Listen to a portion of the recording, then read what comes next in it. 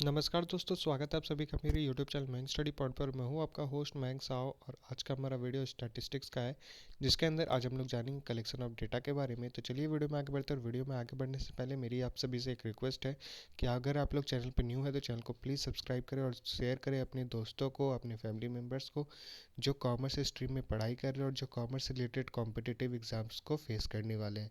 ये वीडियो उनके लिए और आपके लिए बहुत इंपॉर्टेंट है, तो प्लीज़ शेयर कीजिए। बहुत मेहनत से आपके लिए वीडियो बना। तो चलिए बढ़ते हैं आज के मेरे टॉपिक की तरफ।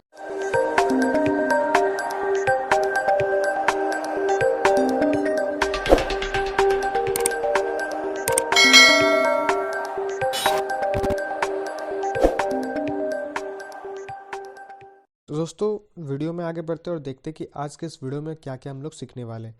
तो सबसे पहले हम लोग डेटा का मीनिंग समझेंगे, उसके बाद जानेंगे डेटा कलेक्शन क्या होता है, साथ में जानेंगे उसके सोर्सेज के बारे में। डेटा कलेक्शन के जो सोर्सेज होते हैं प्राइमरी और सेकेंडरी में, जिसे हम लोग डिवाइड करते हैं, उनके बारे में।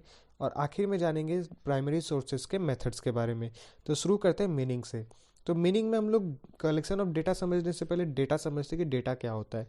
डेटा हर वो चीज़ जो जहाँ से मुझे इन्फॉर्मेशन मिले, जहाँ से आप सभी को इन्फॉर्मेशन मिलता है, चाहे वो गूगल में कोई वेबसाइट हो, विकीपीडिया हो, कुछ भी हो, वो जहाँ से हम लोग को इन्फॉर्मेशन मिल रहा है वो होता है डेटा।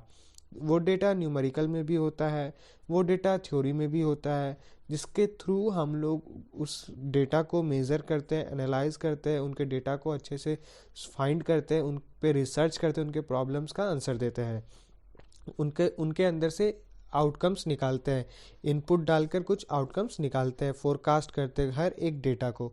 चाहे वो कुछ भी हो, चाहे वो थ्योरी में कुछ विकीपीडिया में आप स्टैटिस्टिक्स के बारे में पढ़ रहे हो या फिर मीन मीडियन मोड निकाल रहे हो, तो हर एक चीज़ जो होता है वो डेटा से बनता है। तो ये होता है डेटा। अब हम लोग बात करते हैं डेटा कलेक्शन क्या होता है। तो ये एक तरह का प्रोसेस होता है जहाँ पे बहुत सारे इंफॉर्मेशंस प्रोवाइड किए रहते हैं अलग अलग सोर्सेज से, और जहाँ से हम लोग को उन प्रॉब्लम पे रिसर्च करके उनका सॉल्यूशन देना होता है। It helps to evaluate the outcome of the problem. ये हम लोग को इवेल्युएट करने में हेल्प करता है कि उसका आउटकम, उस प्रॉब्लम का हम लोग क्या दे रहे हैं, उसका जवाब, उसका सॉल्यूशन उस प्रॉब्लम का क्या दे रहे हैं। The data collection methods allow a person to conclude an answer to the relevant question. Data collection हमें ये बताता है कि कोई आदमी अगर कुछ डेटा का कलेक्शन निकाल कर उसका कुछ रिसर्च करके उसका आंसर कुछ दे रहा है, तो वो सही आंसर दे पा रहा है या नहीं आंसर दे पा रहा है, वो बताता है। Most of the organisation use data. बहुत सारे ऑर्गेनाइजेशन इस डेटा कलेक्शन का यूज़ करते हैं, इस मेथड का यूज़ करते हैं, एजम्पशन यूज़ करते हैं, प्रोबेबिलिटीज ऑफ ट्रेंड्स, ये सारे यूज़ करते हैं। Once the data is collected it is necessary to undergo the data organisation process. एक बार वो डेटा अगर कलेक्ट हो जाता है, उसके बाद वो ऑर्गेनाइजेशन के प्रोसेस को आगे बढ़ा देते हैं। कैसे, एक एग्जांपल मैं हम लोग आप लोग को देता हूँ। मान लीजिए एक स्कूल है। स्कूल के प्रिंसिपल ने कहा कि चलो देखते कि हमारे स्कूल में कितने बच्चे फर्स्ट रैंक किए हैं। तो वो एक डेटा निकालेंगे, उस डेटा के अंदर देखेंगे हर एक क्लास में कितने कितने बच्चे हैं जिन्होंने फर्स्ट किया है। या फिर ऐसा हुआ कि देखते हैं कि हमारे स्कूल में कितने लोगों के, कितने बच्चों के ब्लड ग्रुप जो है वो ओ पॉजिटिव है। तो वो सारे डेटाज को कलेक्ट करेंगे, एक एक जगह से लेकर आएंगे इन्फॉर्मेशन, और उसमें फाइंड करें कि ओ प्लस कितने हैं, ओ नेगेटिव कितने हैं, बी प्लस कितने हैं, ये सारा चीज़। तो ये होता है डेटा कलेक्शन। ये ऑर्गेनाइजेशन से पहले जब हम लोग बात करें तो राजा रजवाड़े लोग यूज़ किया करते थे। आजकल सभी को यूज़ करते हैं, ऑर्गेनाइजेशन के अंदर यूज़ होता है, हर एक फील्ड में डेटा कलेक्शन का यूज़ होता है। नहीं तो इसके पहले जनगणना के लिए जो 10 साल में एक बार होता है, उसके लिए यूज़ होता है। या तो फिर राजा रजवाड़े लोग किया करते थे कि मेरे राज्य में कितने लोग हैं, कितने लोग का पालन पोषण करना है, ये सारा चीज़ जो होता है, सेंसेक्स जो होता है, वो यहाँ पे ज़्यादा यूज़ होता है। डेटा कलेक्शन हम लोग इसे ही कहते हैं कि हम लोग को कहीं से एक डेटा जुगाड़ करना है, उसका कलेक्शन करना है और उन पर रिसर्च करना है और उनका एक सॉल्यूशन देना है उस रिसर्च करके। फिर ये तो हो गया मीनिंग। अब हम लोग यहाँ पे बात करते हैं सोर्सेज के बारे में। तो डेटा का सोर्सेज जो है वो मेनली दो टाइप के होते हैं, एक प्राइमरी एक सेकेंडरी। प्राइमरी डेटा बहुत इंपॉर्टेंट डेटा होता है, इसे आप लोग अच्छे से समझिएगा कि इसके अंदर हम हर एक कंपनी का परफॉर्मेंस बताया जाता है, दिया जाता है कि बिजनेस प्रोसेस के अंदर डेटा कलेक्शन यूज़ किया जाता है कि चलो इस कंपनी का कहाँ कहाँ ब्रांच है, वहाँ पे किस तरीके के लोग आते हैं, कितना उनका सेल है, क्या वो कर उनका बिजनेस कैसा चल रहा है, ये सारा डेटा निकाल के वो लोग कलेक्ट करके उस पर काम करते हैं। ये बहुत ही वाइटल रोल प्ले भी करता है डेटा जो हम लोग निकाल रहे हैं। और प्राइमरी सोर्स और सेकेंडरी सोर्स में हम लोग इसे डिवाइड करते हैं। प्राइमरी सोर्स क्या होता है, सेकेंडरी सोर्स क्या होता है, अब उसके बारे में बात करते हैं। तो सबसे पहले हम लोग बात करते हैं प्राइमरी डेटा कलेक्शन मेथड के बारे में, यानी कि प्राइमरी मेथड या फिर प्राइमरी सोर्स के बारे में। तो प्राइमरी सोर्स एक तरह का इंफॉर्मेशन होता है जहाँ पे हम लोग सारे इंफॉर्मेशन डायरेक्टली कलेक्ट करते हैं। डायरेक्टली कलेक्ट करने का मतलब होता है कि आप खुद इंडिविजुअली जाके एक एक आदमी से उसका डेटा कलेक्ट करते हैं, चाहे वो क्वेश्चनरीज कर रहे हो या फिर टेली कम्युनिकेशन कर रहे हो या इंटरव्यू ले रहे हो, कुछ भी जहाँ पे आप फर्स्ट हैंडली डायरेक्टली आदमी से जाके बातचीत कर रहे हो और उसका डेटा कलेक्ट कर रहे हो, वो होता है प्राइमरी डेटा के अंदर। प्राइमरी डेटा को भी हम लोगों ने दो टाइप्स में बांटा है, क्वांटिटेटिव डेटा कलेक्शन मेथड और क्वालिटेटिव डेटा कलेक्शन मेथड। इसको हम लोग आगे वीडियो में पढ़ेंगे। अभी हम लोग प्राइमरी डेटा के बारे में बात करते हैं। तो प्राइमरी डेटा बेसिकली हम लोग कह सकते हैं कि गवर्नमेंट यूज़ करती है। कैसे कि जब उन्हें हर 10 साल में जनगणना करना होता है तो वो यूज़ करती है, क्योंकि उनके पास रिसोर्सेस भी होते हैं, पैसे भी होते हैं और टाइम भी होता है। और ये प्राइवेट कंपनी वालों के लिए बहुत थोड़ा सा डिफ़िकल्ट हो जाता है ऐसा करना, कि उनके पास पैसे भी ज़्यादा नहीं होते, उनको टाइम भी ज़्यादा नहीं देना होता है और उनके पास तो रिसोर्सेज बहुत कम ही होते हैं। इसीलिए प्राइमरी डेटा को अधिकतर गवर्नमेंट सर्वेंट्स ही यूज़ करते हैं, अप्लाई करते हैं उनको सभी जगह। क्यों? क्योंकि गवर्नमेंट जो है उनके सर्वेंट्स हर एक स्टेट में है, हर एक पॉइंट में, हर एक एरिया में होते हैं। तो वहाँ पे उन लोग को वो कह देते हैं कि आपको यहाँ पे हर एक घर में जाके आपको डेटा कलेक्शन करना है और आपका सैलरी में किसी तरह का चेंजेस नहीं होगा। तो वो लोग वही काम करते, अपना दूसरा काम छोड़ के इस काम को लगे रहते करने में। इसमें वो दूसरे दूसरे चीज़ों का भी हेल्प लेते हैं, किसी एनजीओ का हेल्प ले लिया, किसी ऑर्गेनाइजेशन का हेल्प ले लिया, ऐसा सब चीज़ का। ठीक है, तो ये होता है प्राइमरी डेटा, जहाँ पे कलेक्ट किया जाता है हर एक चीज़ को, वहाँ पे एक्सपेरिमेंट किया जाता है उस डेटा के साथ, उनका सर्वे किया जाता है, ऑब्जर्वेशन किया जाता है कि इस क्षेत्र में किस चीज़ की कमी है, इस क्षेत्र में किस चीज़ की किस चीज़ का फ़ायदा हो रहा है लोगों को, क्या है नहीं है, गुड गवर्नेंस क्या है, स्मार्ट सिटी कैसे बनेगा, स्मार्ट सिटी बनाने के लिए कितने लोगों की ज़रूरत है। ये सारा चीज़ जो होता है वो प्राइमरी डेटा कलेक्शन में आता है। क्यों? क्योंकि वो सर्वे कर रहे होते हैं उस टाइम पे, और जब कोई आदमी इंडिविजुअली जाके सभी जगह पे सर्वे कर रहा होता है तो वो सही कर रहा होता है। इसमें किसी तरह का गलती होने का काम नहीं आता कि ये गलत हो सकता है। प्राइमरी डेटा कभी गलत नहीं होता। इसका जो टाइम होता है ये बहुत लेता है, ये बहुत ज़्यादा टाइम लेता है इस डेटा को कलेक्ट करने में, बाहर से इंफॉर्मेशन कलेक्ट करने में। ये हमेशा फर्स्ट हैंड सोर्स होता है, ये हमेशा गवर्नमेंट ही यूज़ करता है। ये सारे इसके एडवांटेजेस है। तो अब हम लोग प्राइमरी डेटा के बारे में समझ गए। अब हम लोग बात करते हैं सेकेंडरी डेटा के बारे में। सेकेंडरी डेटा कौन यूज़ करता है? सेकेंडरी डेटा हम लोग यूज़ करते हैं, जो हम लोग यूज़र्स हैं, कंपनीज यूज़ करती है। अगर कंपनी को कुछ चाहिए किसी किसी एक टाइम का, जैसे हम लोग यहाँ पे बात करें कि इलेक्शन होने वाली है मान लीजिए, तो इलेक्शन के पहले जो प्रेडिक्शन किया जाता है कि पिछले 5 साल में ये हुआ था, उसके 5 साल में ये हुआ था, ऐसा हुआ था, वैसा हुआ था, एक स्टैटिस्टिक्स बनाया जाता है। तो ये इसी तरीके से होता है कि वो लोग गूगल में सर्च करते हैं, पेपर में सर्च करते हैं, बुक्स में, जर्नल्स में, मैगजीन्स में, सारे डेटा वहाँ से कलेक्ट करते हैं जहाँ पे पहले से डेटाज डाले गए होते हैं। उन डेटा को कलेक्ट करके, उन डेटा को प्रेडिक्ट करके, एनालाइज करके, उनसे हम लोग रिजल्ट निकालते हैं, जिससे हम लोग सेकेंडरी डेटा कहते हैं। वहीं से हम लोग को सारा डेटा मिलता है। और सेकेंडरी डेटा के अंदर गलती होने के भी चांसेस होते हैं कि हाँ वो डेटा गलत हो सकता है, क्योंकि ऑनलाइन में गूगल में हो सकता है बहुत सारे डेटास जो होते हैं वो गलत जानबूझ के अपडेट किए गए होते हैं। तो सेकेंडरी डेटा जो होता है, जहाँ से हम लोगों ने ज़्यादा कुछ मेहनत नहीं की और वहाँ से वो सारे डेटाज को लेकर आए, तो वो क्वाइट गलत भी हो सकते हैं। ठीक है, secondary data is data collected by someone other than the actual user.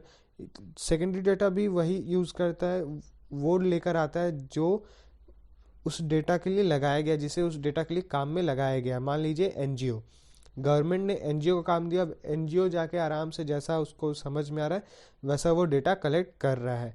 वो एक्चुअल पर्सन नहीं है। एक्चुअल पर्सन कौन है? गवर्नमेंट। गवर्नमेंट जाके फील्ड में काम नहीं कर रहा है, गवर्नमेंट एक एनजीओ के थ्रू करवा रहा है। तो होता है कि एनजीओ के अंदर भी कुछ लोग ऐसे होते हैं जो काम नहीं कर रहे हैं उतना अच्छा से, तो वो होता है secondary data.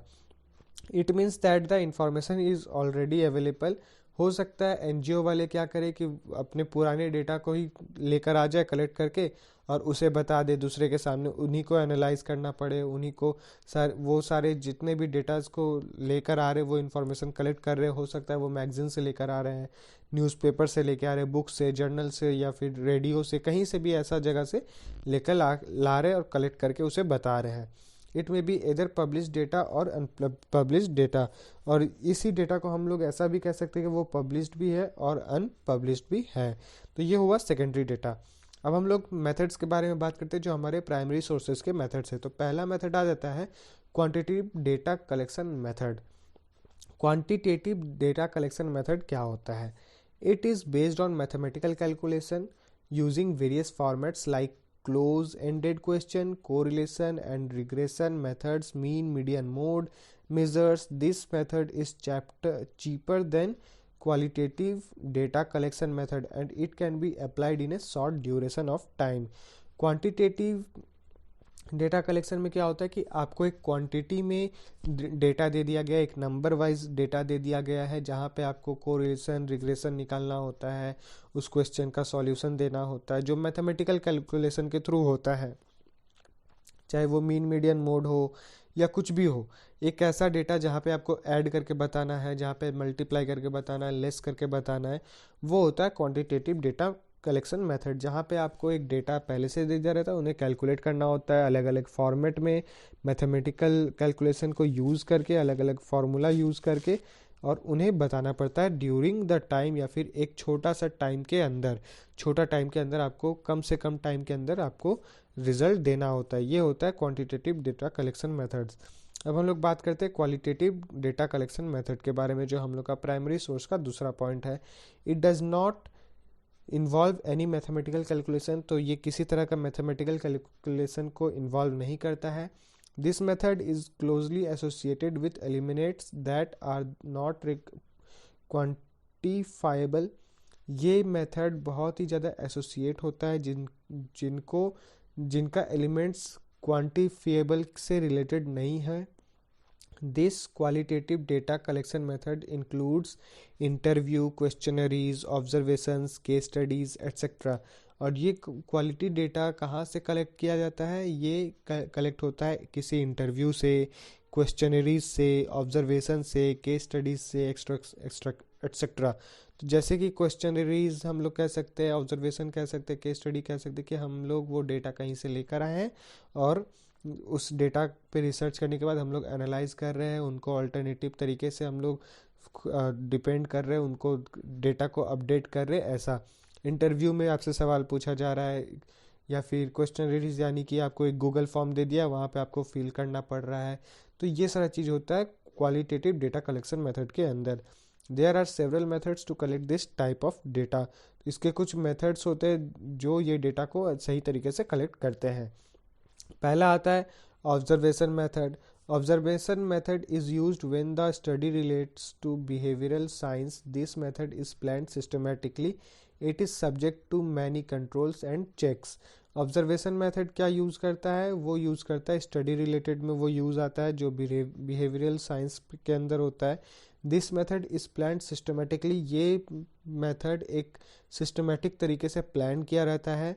It is subject to many controls and checks, और ये दूसरे सब्जेक्ट को कंट्रोल करता है और उन्हें चेक करता है। फिर आता है इंटरव्यू मेथड। इंटरव्यू मेथड में जैसे आपको इंटरव्यू से ही समझ में आ रहा है कि वहाँ पे आपसे इंटरव्यू कुछ पूछ रहा है और आपको जवाब देना है। इंटरव्यूअर आपसे कुछ पूछ रहा है और इंटरव्यू को जवाब देना होता है कि उसका नाम क्या है, उसके फैमिली में कौन है, उसका घर कहाँ है, फलाना ढिमकाना, ये सारा चीज़। फिर आता है क्वेश्चनरी मेथड। क्वेश्चनरी मेथड के अंदर आता है कि आपको सर्वे के लिए भेज दिया गया है कुछ टीम को, और वहाँ पे वो लोगों से मिलकर उनके घर के बारे में पूछ रहे हैं कि घर में कितने लोग रहते हैं, घर में क्या है, आपका काम क्या है, आप क्या करते हो, ये वो ऐसा वैसा सारा चीज़। ये होता है क्वेश्चनरी मेथड। शेड्यूल के अंदर क्या होता है? This method is similar to questionnaire method with a slight difference. The enumeration are specifically appointed for the purpose of the flying the schedule. It explains the aims and object of the investigations and may remove misunderstanding if any have come up. Enumerators should be trained to perform their job with hard work and patience.